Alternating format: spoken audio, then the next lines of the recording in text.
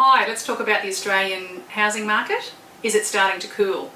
In 2011, as the mining boom ended, the RBA cut interest rates, and that brought more home buyers back into the market.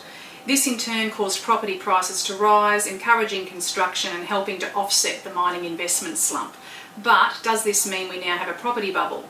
At a big picture level, Aussie property is certainly expensive. Housing supply has been constrained and household debt is high, although we haven't seen anything even close to the deterioration in lending standards of other countries. Subsequently, bad debts and arrears remain low, and while loan size has increased, Aussies are still focused on cutting their debt as soon as they get it.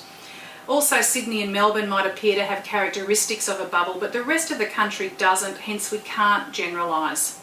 Our assessment overall, though, is that the national property market is cooling. Lending to property investors has fallen and auction clearance rates have slowed, although again this slowdown is fairly concentrated in Sydney and Melbourne.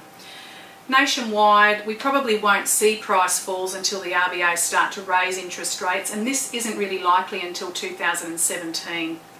And even then, falls in values are likely to only be around 5 or 10%.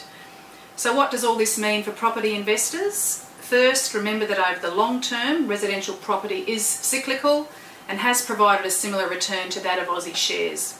However, at the moment it does look the less attractive option for income and is more suited to an investor seeking capital growth.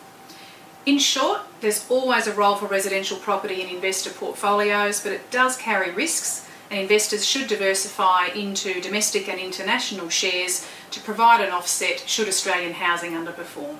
Tracy Ferguson, thanks for listening.